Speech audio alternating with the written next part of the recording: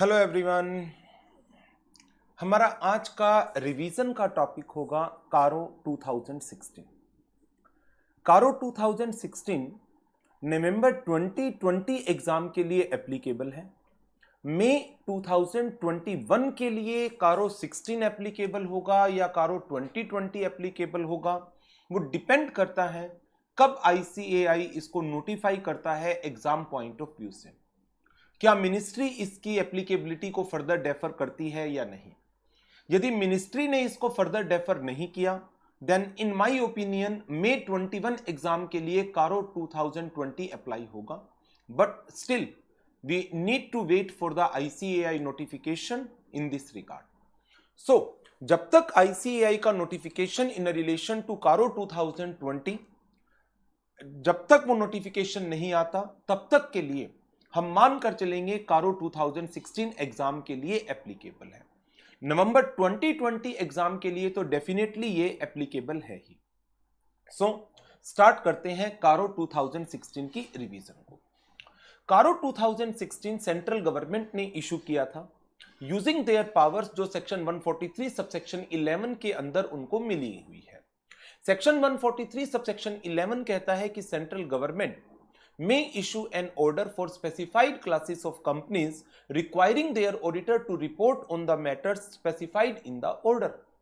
तो central government ने अपनी पावर को यूज करते हुए ऑर्डर इशू किया है जिसका नाम है कंपनीज ऑडिटर रिपोर्ट ऑर्डर 2016। ये ऑर्डर कुछ स्पेसिफाइड क्लासेस ऑफ कंपनीज के ऊपर एप्लीकेबल होगा। तो नंबर एक जो हमारा काम होगा उन स्पेसिफाइड क्लासेस ऑफ कंपनीज को कवर करना जिनके ऊपर ये ऑर्डर एप्लीकेबल है। नंबर दो, ये ऑर्डर के अंदर कौन कौन से मैटर स्पेसिफाई किए गए हैं जो इन स्पेसिफाइड क्लासेस ऑफ कंपनीज के ऑडिटर को अपनी ऑडिट रिपोर्ट के अंदर रिपोर्ट करना है, वो हमारा दूसरा काम होगा। अराउंड 16 मैटर्स हैं पैरा 3 के अंदर, 16 क्लॉजेस जिनकी रिपोर्टिंग कंपनी के ऑडिटर को करनी होगी, provided company is covered in the specified classes of companies. Rule number 3 के अंदर वो सारे मैटर्स हैं जिनके ऊपर कंपनी ऑडिटर को रिपोर्ट करना होगा। तो हमारे दो मेन टॉपिक हो गए कारो 2016 के अंदर। पहला टॉपिक हो गया कौन सी कंपनीज के ऊपर कारो के प्रोविजंस एप्लीकेबल होंगे, कारो की रिपोर्टिंग करनी होगी। नंबर दो, रिपोर्टिंग के वो 16 मैटर्स क्या क्या हैं जिन पर इन स्पेसिफाइड क्लासेस ऑफ कंपनीज के ऑडिटर को रिपोर्ट करना है। तो स्टार्ट करते हैं पहले पॉइंट के साथ, स्पेसिफाइड क्लासेस ऑफ कंपनी जिनके ऑडिटर को इन स्पेसिफाइड मैटर्स की रिपोर्टिंग करनी है। Applicability of companies auditor report order 2016। कारो 2016 shall apply to every company। हर एक कंपनी पर अप्लाई होगा including a foreign company, except banking company पर नहीं होगा, इंश्योरेंस कंपनी पर नहीं होगा। Companies which are license to operate under section 8 that is not for profit organisations, the companies which are formed for the purpose of promotion of art, science, religion etcetera, उनके ऊपर CARO की reporting apply नहीं होगी। And 1 person company, small companies, इन पर CARO की reporting apply नहीं होगी। प्राइवेट लिमिटेड कंपनी जो होल्डिंग या सब्सिडियरी नहीं है किसकी, पब्लिक कंपनी की, और 3 कंडीशंस को पूरा करती है देन कारो अप्लाई नहीं होगा। 3 कंडीशंस क्या है, paid up capital and reserve and surplus वो 1 करोड़ से ज्यादा का नहीं है। Borrowings does not exceed 1 crore, borrowing किससे, फ्रॉम बैंक्स और and financial institutions, and total revenue as disclosed by schedule 3 वो अमाउंट 10 करोड़ से ज्यादा का नहीं है। Total revenue as disclosed in schedule 3 does not exceed ₹10 crore. सो अब आपको इन दोनों पॉइंट्स को साइमल्टेनियसली पढ़ना है। नंबर 1, यदि एक प्राइवेट कंपनी स्मॉल कंपनी की डेफिनेशन में फॉल कर जाती है, प्राइवेट कंपनी एक स्मॉल कंपनी की डेफिनेशन में फॉल कर रही है, स्मॉल कंपनी का क्राइटेरिया फुलफिल कर रही है, देन कोई रिपोर्टिंग नहीं चाहिए, कोई रिपोर्टिंग नहीं चाहिए। बट यदि प्राइवेट कंपनी होल्डिंग या सब्सिडियरी है किसकी, पब्लिक कंपनी की, then reporting will be required, फिर आपको रिपोर्टिंग करनी पड़ेगी। Other private companies, other private means जो स्मॉल कंपनी का क्राइटेरिया पूरा नहीं कर रही और पब्लिक कंपनी की सब्सिडियरी या होल्डिंग भी नहीं है, इन दैट केस यदि 3 कंडीशंस पूरी होती हैं, 3 कंडीशन क्या, paid up capital plus reserve and surplus less than और equal to 1 crore and borrowings less than और equal to 1 crore and total revenue less than और इक्वल टू 10 करोड़, देन कोई रिपोर्टिंग नहीं करनी, नो रिपोर्टिंग रिक्वायर्ड। हाउएवर यदि paid up capital 1 crore रुपए से ज्यादा है और बोरोविंग 1 करोड़ से ज्यादा है और रेवेन्यू 10 करोड़ से ज्यादा है, देन आपको रिपोर्टिंग करनी पड़ेगी। नो तीनों कंडीशंस पूरी करते हो, तीनों कंडीशंस के बीच में एंड का साइन है, लेस देन और इक्वल टू के साथ ये तीनों कंडीशंस चल रही हैं, तो आप एग्जम्पशन में आ जाएंगे, no reporting required. However greater than के साइन के साथ मैं बात करता हूं तो तीनों में से कोई भी एक कंडीशन पूरी हो गई तो रिपोर्टिंग रिक्वायर्ड होगी। आप कई बार अलग अलग कंटेंट को पढ़ते हैं अलग अलग जगह से, तो कई जगह पर तीनों कंडीशन लिखी होती है, कुछ जगह पर एक कंडीशन लिखी होती है, तो वो डिपेंड करता है कि उसके साथ greater than, equal to, less than क्या साइन लगा हुआ है और वो एग्जम्पशन की बात कर रहा है या फिर रिपोर्टिंग की बात कर रहा है। यदि मैं और की बात करता हूं, तीनों में से एक कंडीशन की बात करता हूं, तो साइन लेस देन और इक्वल टू की जगह ग्रेटर देन का साइन होगा और रिपोर्टिंग रिक्वायर्ड होगी। बट यदि मैं लेस देन और इक्वल टू की साइन की बात करता हूं और एंड तीनों कंडीशंस की बात करता हूं, देन रिपोर्टिंग रिक्वायर्ड नहीं होगी, एग्जम्पशन मिल जाएगी।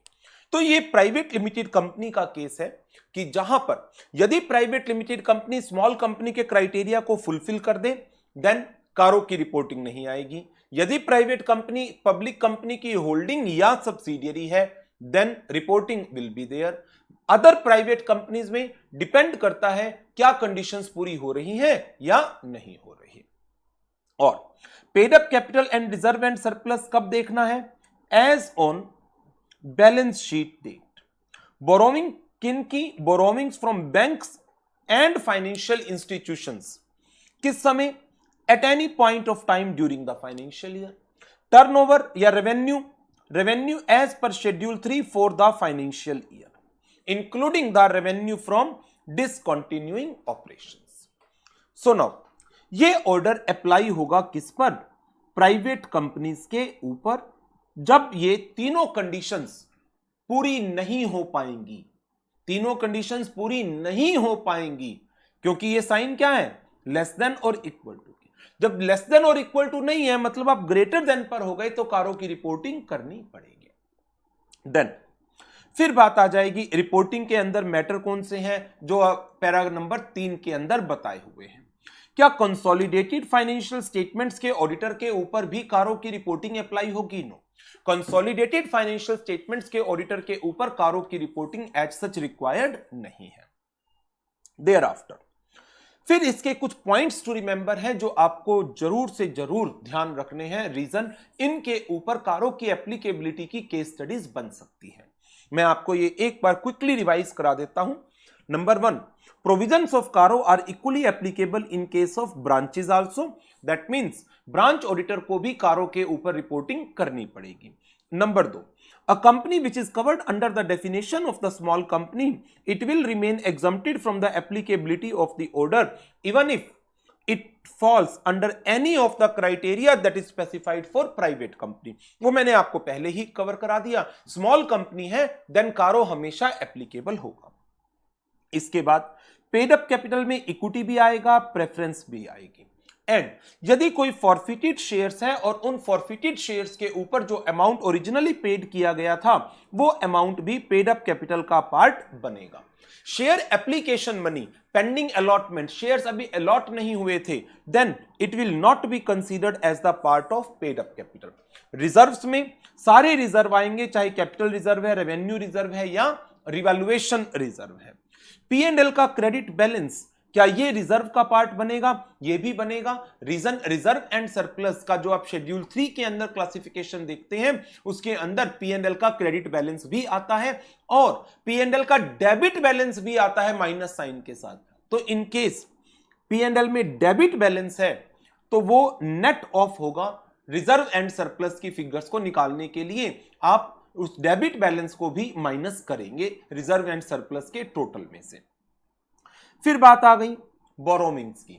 बोरोविंग्स कहां से? From banks and financial institution से जो बोरोविंग ली गई है उनका एग्रीगेट कंसीडर किया जाएगा। एग्रीगेट, क्या एनबीएफसी से बोरोविंग कवर होगी? यस, बिकॉज फाइनेंशियल इंस्टीट्यूशंस की डेफिनेशन के अंदर एनबीएफसी भी इंक्लूड होते हैं। लोन किसी भी फॉर्म में है, चाहे वो टर्म लोन है, चाहे वो डिमांड लोन है, वो कैश क्रेडिट है, ओवरड्राफ्ट है, एक्सपोर्ट क्रेडिट है, बीपीबीडी बिल्स परचेज्ड या बिल डिस्काउंटेड है। Non fund based credit facilities like guarantee, अब उसके अंदर तो कोई आउटस्टैंडिंग है ही नहीं जब तक गारंटी इन्वोक नहीं होती।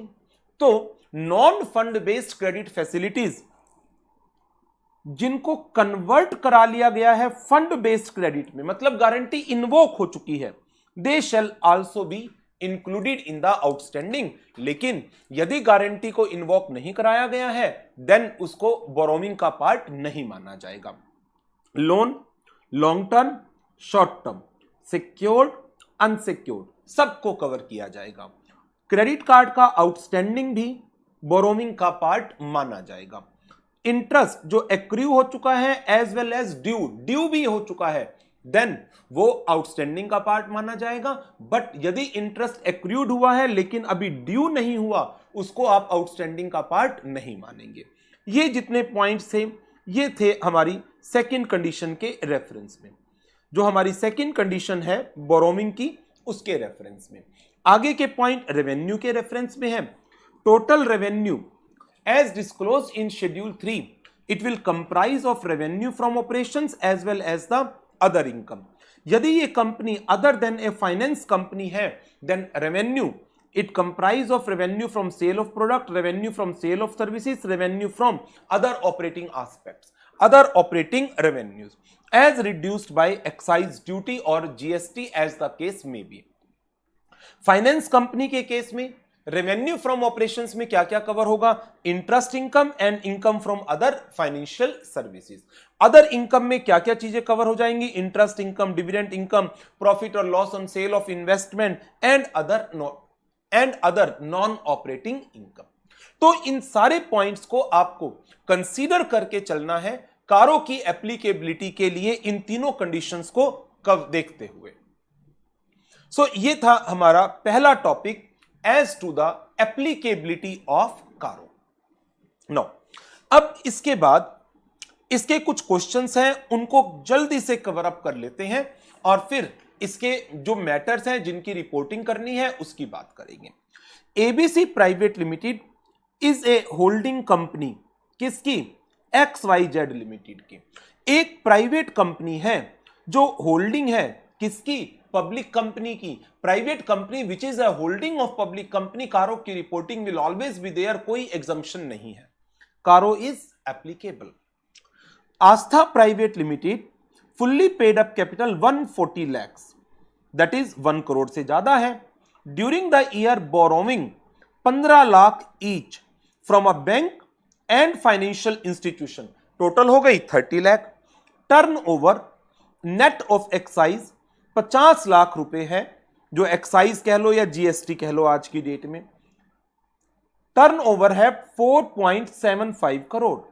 क्या कारो एप्लीकेबल है। कारो की एग्जम्पशन के लिए 3 कंडीशन का सेटिस्फाइड होना जरूरी था। टोटल रेवेन्यू 10 करोड़ से नीचे, सेटिस्फाइड। आउटस्टैंडिंग बोरोविंग 1 करोड़ से नीचे, सेटिस्फाइड। 15 + 15 30 लाख हुआ। बट तीसरी condition, paid up capital and reserve and surplus का एग्रीगेट 1 करोड़ से नीचे, वो तो नहीं है। एग्जम्पशन चाहिए तो तीनों कंडीशन पूरी करनी है, बट यहां तो तीनों कंडीशंस पूरी नहीं हो रही। यहां तो इसमें आ गए आप, paid up capital, reserve and surplus 1 crore से ज्यादा है और तीनों में से कोई भी कंडीशन पूरी हो गई, और का साइन लगा हुआ है, रिजल्ट कारो की रिपोर्टिंग चाहिए। CARO is applicable as paid up capital exceeds 1 crore. Next question, ETech private limited outstanding loan 20 lakh bank से, 30 लाख फाइनेंशियल इंस्टीट्यूशन से। इन्होंने डिफॉल्ट किया है in repayment to the extent of 50%। Total borrowing हो गई कितनी, 50 लाख की। कंपनी होल्ड दैट, ये एक प्राइवेट लिमिटेड कंपनी है, इसके ऊपर कारो अप्लाई नहीं होगा। आपको बताना है वो कंपनी जिन पर कारो एप्लीकेबल नहीं है and how you will deal with the given situations. Now, क्या इस कंपनी पर कारो एप्लीकेबल होगा या नहीं होगा?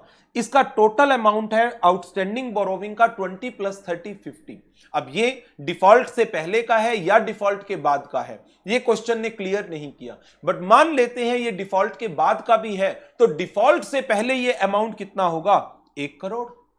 1 करोड़ ही होगा ना, इससे ज्यादा तो नहीं, क्योंकि डिफॉल्ट कितना है, 50% का डिफॉल्ट है। 1 करोड़ का टोटल अमाउंट था, उसमें से 50% का डिफॉल्ट हो गया, बच गया क्या, 50% बच गया। 50% 50 लाख, 20 + 30 50 लाख। तो at any point of time देखते हैं, इसलिए मैंने ये कैलकुलेशंस की। तो डिफॉल्ट से पहले ये अमाउंट 1 करोड़ रुपए से ज्यादा का नहीं था। Assuming that paid up capital की कंडीशन पूरी हो रही है, एज्यूमिंग दैट टोटल रेवेन्यू की कंडीशन पूरी हो रही है, तो मैं कह सकता हूं कारो एप्लीकेबल नहीं है, प्रोवाइडेड ये कंपनी स्मॉल कंपनी के क्राइटेरिया में नहीं आती, एज वेल एज ये company this is not the subsidiary और होल्डिंग ऑफ पब्लिक कंपनी। यदि ये स्मॉल कंपनी के क्राइटेरिया में आ जाती, फिर तो कारो कभी एप्लीकेबल नहीं होगा। यदि ये कंपनी पब्लिक कंपनी की होल्डिंग या सब्सिडियरी होती, फिर मुझे कंडीशन देखने की जरूरत नहीं थी। बट एज्यूमिंग दैट ना ये स्मॉल कंपनी है, ना ये पब्लिक कंपनी की होल्डिंग सब्सिडियरी है, मैं अदर प्राइवेट का एग्जांपल लेकर बात कर रहा हूं, और बाकी 2 कंडीशन में भी मैं एजम्पशन लेकर के बात कर रहा हूं। ना तो पेड अप कैपिटल बताई गई, ना रेवेन्यू बताया गया, मैं सिर्फ बोरोविंग के बेस पर अपना आंसर दे रहा हूं। देन कारो not applicable. Next, a private limited is incorporated on 1st of July 2019. During the year ending 31st March 2020, it had issued paid up capital 80 lakh, 1 crore से नीचे, borrowing 60 lakh each from 2 financial institutions. 1 crore से ऊपर हो गई, 1 करोड़ 20 लाख, कारो applicable हो चुका है। टर्नओवर नेट ऑफ एक्साइज या जीएसटी 9 करोड़ 50 लाख। टर्नओवर की कंडीशन पूरी है, पेड अप कैपिटल की कंडीशन पूरी है, लेकिन बोरोविंग की कंडीशन पूरी नहीं है। बोरोविंग 1 करोड़ से ज्यादा की है, कारो एप्लीकेबल होगा। Contention of the A private limited is not correct as total borrowing exceeds ₹1 crore and hence reporting under CARO 2016 will be required. Next question, how would you deal with the following? L Private Limited, which has outstanding loan more than 1 crore, सीधा ही आपने बोल ही दिया 1 करोड़ से ज्यादा का loan है, from the financial institution defaulted in repayment thereto to the extent of 50%. Outstanding loan 1 crore से ज्यादा का है, डिफॉल्ट किया 50% का, बट एक समय तो 50% 1 करोड़ से ज्यादा का है। कंपनी होल्ड्स कि ये प्राइवेट लिमिटेड कंपनी है, इसके ऊपर कारो एप्लीकेबल नहीं होगा। आप गलत कह रहे हैं। आपका यदि ये अमाउंट डिफॉल्ट के बाद का है तब भी ये 1 करोड़ से ज्यादा का है, डिफॉल्ट से पहले होता तो ये 2 करोड़ से ज्यादा का होता। रिजल्ट कारो तो एप्लीकेबल है आपके ऊपर। Auditor is required to report the, अच्छा वो तो ये डिफॉल्ट की रिपोर्टिंग आ गई पैरा 3 क्लॉज 8 में, क्योंकि कंपनी ने डिफॉल्ट किया है, default in repayment of dues of a bank और फाइनेंशियल इंस्टीट्यूशन, वो हम लेटर ऑन पढ़ेंगे। बट अभी सिर्फ बात करते हैं एप्लीकेबिलिटी की। क्या कारो एप्लीकेबल है? कारो एप्लीकेबल है। कंपनी की contention that CARO is not applicable is not correct. Next question, T private limited, इसकी paid up capital and reserve वो लेस देन 1 करोड़, चलो एक कंडीशन पूरी हुई। कोई आउटस्टैंडिंग लोन ही नहीं है 1 करोड़ रुपए का, दूसरी कंडीशन पूरी हुई। इसकी सेल 12 करोड़ रुपए की है, before deducting trade discount 20 lakh, sale return 1.9 crore, total revenue after sale return देखा जाएगा 12 करोड़ में से 20 लाख माइनस हुए, सेल रिटर्न 1.9 करोड़ की माइनस हुई। Service rendered by the company, total revenue में revenue from sale of goods भी देखा जाता है। 20 लाख की रेवेन्यू थी from services, 20 lakh cancel, 12 crore minus 1.9 crore 10.10 crore, क्योंकि टोटल रेवेन्यू 10 करोड़ से ज्यादा का है, रिजल्ट कारो एप्लीकेबल होगा, कारो एप्लीकेबल होगा। Contention of the company that CARO is not applicable is not correct, as revenue of the company as per schedule 3 including the value of services rendered after deducting trade discount and sales return amounts to 10.10 crore. Next question, A private limited reports the following position: paid up capital, revaluation, capital, P&L का debit balance. Total हो गया 60 plus 20 plus 22, total 80, 102 minus 4, 98। Aggregate of paid up capital and reserve and surplus less than 1 crore rupees, result CARO not applicable. CARO is not applicable as paid up capital and reserve does not exceed rupees 1 crore. Next, under Caro 2016, how as a statutory auditor would you recommend on the following? X Private Limited subsidiary है एक listed entity की, listed entity मानकर चलते हैं हम, public entity है। तो यदि एक प्राइवेट लिमिटेड होल्डिंग या सब्सिडियरी है पब्लिक कंपनी की, देन आपको कोई कंडीशन देखने की जरूरत ही नहीं, कारो की रिपोर्टिंग रिक्वायर्ड है।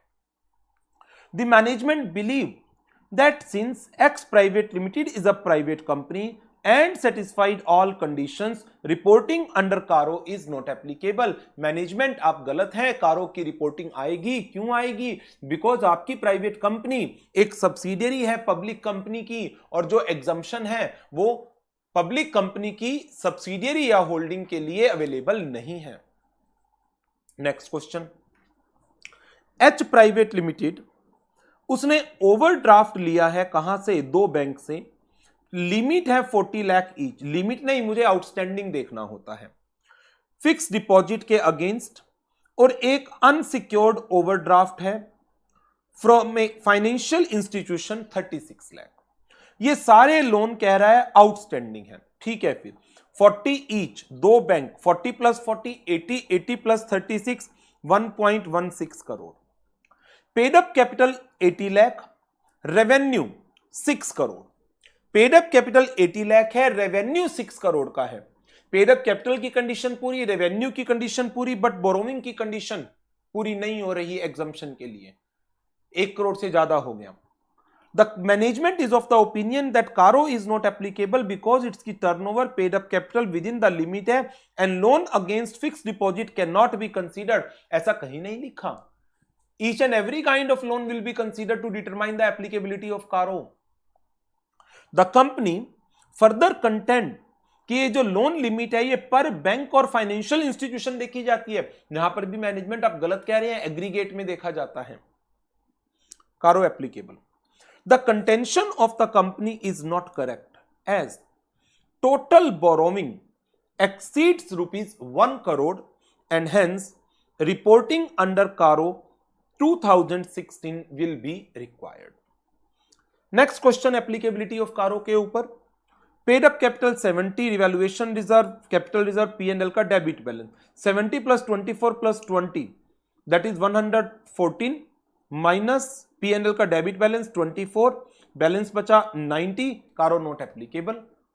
मैनेजमेंट कह रही है CARO is not applicable, yes CARO not applicable as paid up capital and reserve 0.9 crore है, बट एजम्पशन लेनी होगी किस चीज की, बोरोइंग 1 करोड़ से ज्यादा नहीं है, टोटल रेवेन्यू 10 करोड़ से ज्यादा नहीं है।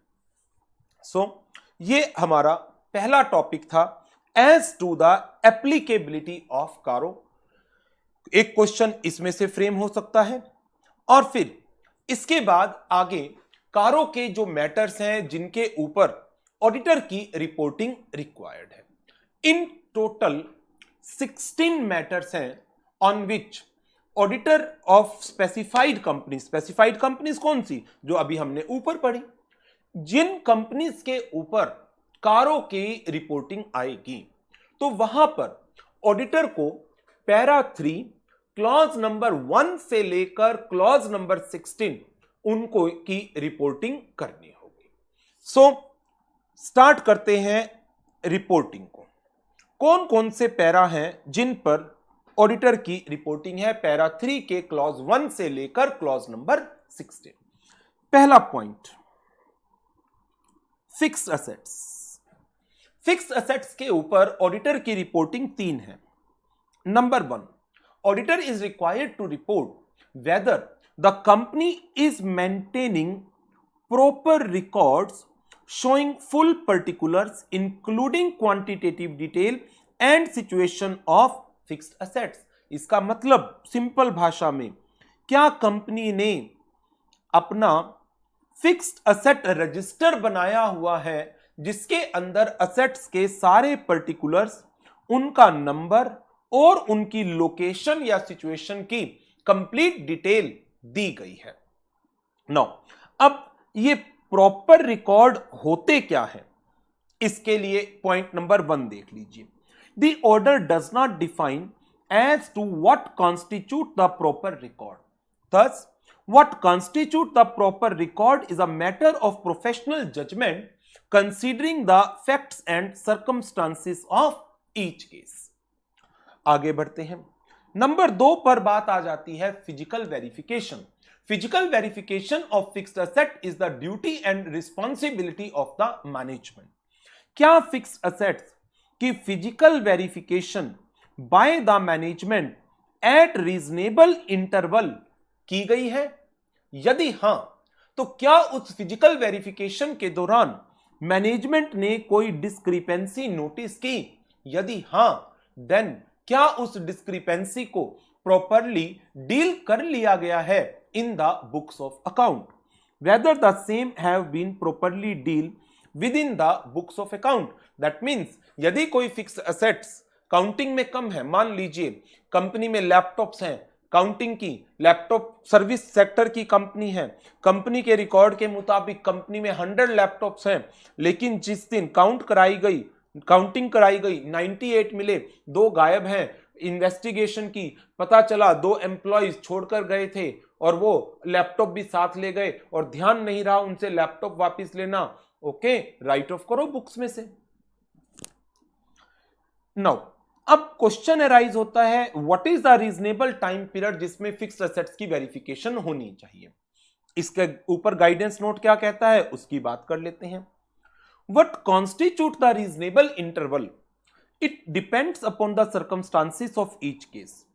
To consider the reasonable interval, the factors like number of assets, nature of assets, relative value of assets, difficulty in verification, situation, geographical locations, वो सब चीजें आपको कंसीडर करनी चाहिए। Management may decide the periodicity based upon these factors. Guidance note suggest करता है, while an annual verification may be reasonable, however it may be impractical to carry out the same in some cases. In such cases, verification should be such that all assets are verified at least once in every 3 years. At least once in every 3 years. And where verification of all assets is not made during the year, it will be necessary for the auditor to report that fact. But if he is satisfied regarding the frequency of verification, then वो इसका एक suitable comment अपनी report में दे सकता है। तो ये second point है जो पैरा 3 क्लॉज 1 के अंदर ऑडिटर को रिपोर्ट करना है। अब चलते हैं इसके तीसरे पॉइंट पर। तीसरा पॉइंट है इसका टाइटल डीड। इसके ऊपर क्या रिक्वायरमेंट है? Whether title deeds of immovable properties they are held in the name of the company. यदि हां तो ठीक है, यदि नहीं बट डिटेल दीजिए। अब टाइटल डीड होती क्या है, इसके ऊपर गाइडेंस नोट का क्या कहना है उसकी बात कर लेते हैं। The order is silent as to what constitutes the title deed. In general, title deed means a legal deed और document constituting evidence of a right, जिसके थ्रू एक पर्सन को राइट्स मिल रहे हैं and particularly the right of legal ownership of a property. Title deed of the immovable properties में बी registered sale deed, transfer deed, conveyance deed, etc. of land and building purchased, allotted, transferred by any person including government authority, local authority, etc. Leasehold land and building के case में lease agreement duly registered with the appropriate authority वो title deed का काम करेगा।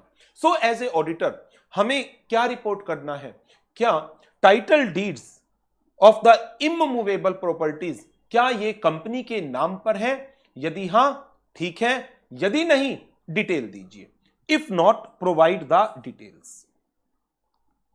Reporting under this clause whether the title deeds of the immovable property are not held, where the title deeds are not held in the name of the company, then auditor is required to report the following.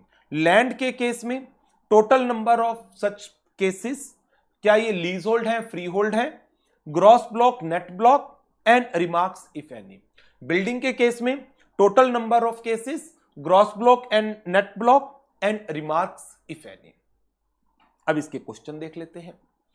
X limited ने अपने manufacturing operations को close कर दिया और अपने सारी manufacturing fixed assets को बेच दिया।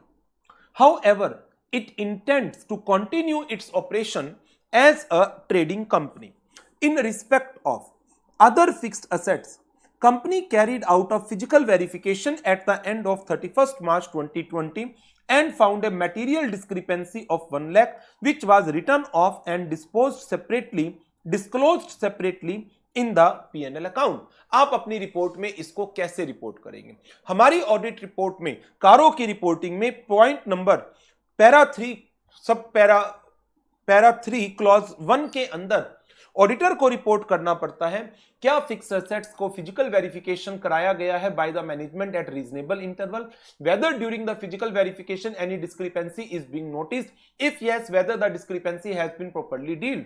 अब इस केस में देखें, जो असेट्स मैनेजमेंट ने बेच दिए वो तो ठीक है, चलो जो बचे हुए हैं उनकी फिजिकल वेरिफिकेशन करवाई गई, डिस्क्रिपेंसी भी मिली और उसको राइट डाउन भी कर दिया गया। तो ऑडिटर क्या रिपोर्ट करेगा? The fixed assets have been physically verified by the management at the reasonable interval, material discrepancies were noticed on such verification and the same have been properly deal in the books of account. But at the same time auditor को standards के जो provision है वो भी देखने हैं, क्योंकि company ने अपने सारे मैन्युफैक्चरिंग एसेट्स बेच दिए हैं but company intends to continue its operation as a trading concern, then auditor is required to apply the procedures as prescribed by SA 570 as to the appropriateness of going concern basis of accounting. Next question. Under CARO 2016, as a statutory auditor, how would you report? NSP Limited, उसकी एक factory building है जो fix assets में appeared हो रही है, वो company के एक डायरेक्टर के नाम पर है। पैरा 3 क्लॉज 1 उसमें एक टाइटल डीड का पॉइंट है, whether the title deeds of the immovable properties are in the name of the company if not provide the detail. अच्छा, यहां पर बात हो रही है बिल्डिंग की। बिल्डिंग के केस में अभी हमने पढ़ा, यदि टाइटल डीड कंपनी के नाम पर नहीं है 3 पॉइंट्स की रिपोर्टिंग होगी, total number of cases, gross block, net block and the remark. तो वही केस यहां पर आ जाएगा। Auditor is required to report under clause 1 उसका sub clause C of para 3। Next question, ABC Limited own a piece of land and building situated at IP Road, Mumbai, which was purchased before 30 years. Title deeds State Bank of India के पास deposit है for availing the credit facilities. As the statutory auditor, आपकी audit procedures क्या होंगे और आपकी reporting क्या है? मेरा ऑडिट प्रोसीजर इन जनरल एक तो ये चलेगा कि ये टाइटल डीड कंपनी के नाम पर है या नहीं है, और एक्चुअल में ऑनरशिप कंपनी की भी है या नहीं है। तो इसके लिए मैं मैनेजमेंट से रिक्वेस्ट कर सकता हूं कि मुझे ये टाइटल डीड देखनी है, अरेंजमेंट कराया जाए बैंक के साथ। बैंक एग्री कर जाता है आपको ओरिजिनल पेपर दिखाने के लिए, आप बैंक में विजिट करके ओरिजिनल पेपर देख सकते हैं। बट अदरवाइज दूसरा प्रोसीजर क्या है, you may ask for a external confirmation from the bank officials and based upon that आपको अपने आप को एश्योर करना है whether the title deeds are in the name of company और नॉट, क्योंकि यहां पर मेन किसकी रिपोर्टिंग मांगी गई, कारो 16 की, और कारो 16 के अंदर रिपोर्टिंग क्या है, क्या ये टाइटल डीड कंपनीज के नाम पर है या नहीं है। So, यदि title deed they are in the name of the company, it's okay. But if the title deed are not in the name of the company, then total number of cases, gross block, net block and remarks आपको provide करना है। Next question, August 18 and May 20 के mock test paper में पूछा गया था। Property plant and equipment of Aamir limited 25.75 crore rupees of earth removing machine of outdated technology retired from the active use and had been kept for disposal after knockdown. Okay. These assets appeared at the residual value and last inspected 10 years back. बड़ा strange है, 25.75 crore 25.75 crore rupees की machinery outdated है, मान लिया outdated हो गई, inspection ही नहीं की। Auditor is required to report that जो फिजिकल वेरिफिकेशन प्रोसीजर है एट रीजनेबल इंटरवल वो एक्सरसाइज नहीं किया जा रहा है by the management. Auditor shall report under clause 1 sub clause B of para 3। So para 3 के क्लॉज 1 में 3 रिपोर्टिंग है, number 1 adequacy of record, number 2 physical verification and number 3 title deeds. चलिए अब आगे बढ़ते हैं। नंबर 2 पर पैरा 3 सब क्लॉज 2 के अंदर जो रिपोर्टिंग है वो इन्वेंट्री को लेकर है। इन्वेंट्री के रिलेशन में फिजिकल वेरिफिकेशन की बात की गई है। जो आपने फिक्स्ड एसेट्स में फिजिकल वेरिफिकेशन पढ़ा वही इन्वेंट्री के केस में भी है। क्या फिजिकल वेरिफिकेशन कराया गया of the inventory bye the management at reasonable interval? क्या कोई मटेरियल डिस्क्रिपेंसी नोटिस हुई फिजिकल वेरिफिकेशन के दौरान? यदि हां तो क्या उस डिस्क्रिपेंसी को प्रॉपर्ली डील किया गया है in the books of account? अब physical verification is the responsibility of the management and management should verify all material item at least once in a year. What constitute the reasonable interval? It all depends upon the circumstances of the cases. It depends upon nature of inventory, location of inventory, feasibility of conducting a physical verification. Management normally determines the periodicity considering these factors. However, wherever practicable, the inventories should be verified by the management at least once in a year. Fixed assets में once in 3 year, inventory once in a year. ये guidance note के provision है जो आपको साथ साथ cover up करने हैं। What are the reporting requirements for closing stock in Caro 2016? Para 3 clause 2. Next question October 19 के mock test पेपर का है। As a statutory auditor of B Limited to whom Caro 2016 is applicable, how would you report in the following situations? Physical verification of only 50% of the item of the inventory has been conducted by the company. Balance 50% will be conducted in the next year due to lack of time and resources. गलत है। Inventory की verification तो at least once in a year तो होनी ही होनी चाहिए। That means physical verification of inventory is not being conducted by the management at the reasonable interval and hence auditor is required to make a report over it. Auditor को इनके ऊपर report करना चाहिए। Okay, so this is about para 3 clause number 2। अच्छा, अब एक काम करिए, मेरे इस पेंसिल की बैटरी भी डिस्चार्ज हो गई है और आगे के क्लॉज फिर मैं नेक्स्ट अलग सेशन में रिकॉर्ड कर देता हूं। आप एक काम करिए, नेक्स्ट सेशन देखने से पहले आप कंपनी लॉ के, जो आपके कॉर्पोरेट एंड इकोनॉमिक लॉ का पेपर है, उसके section number 189, section number 184 and 185, 185 and 186, sorry 185 and 186, और इसके अलावा 188 रिलेटेड पार्टी ट्रांजैक्शंस, मैं आपको लिस्ट कर देता हूं। सेक्शन 185, 186, 188, 189, 192, जो आपका meetings of the board and its powers का चैप्टर है, उनके 5 सेक्शन पढ़ लीजिएगा, वो भी रिवाइज हो जाएंगे आपके इस बहाने, और कारों के अंदर भी इनका रेफरेंस आएगा आप सबका। इसके अलावा सेक्शन 197 मैनेजरियल रेम्यूनरेशन का एंड शेड्यूल 5 के पार्ट नंबर 2 का सेक्शन नंबर 2, जिसमें इफेक्टिव कैपिटल बेस पर मैनेजरियल रेम्यूनरेशन के पॉइंट्स हैं, उनको भी आप कवर अप कर लीजिएगा। ये आगे कारों की रिपोर्टिंग में यूज होने हैं सेक्शंस, तो इनको आप कवर अप कर लीजिएगा। इस सेशन को मैं यहीं पर ओवर कर रहा हूं और नेक्स्ट सेशन में फिर मैं इनके आगे के क्लॉजेस की रिपोर्टिंग आपके साथ डिस्कस करूंगा। ठीक है, तो मुलाकात करते हैं नेक्स्ट सेशन में। Good bye and take.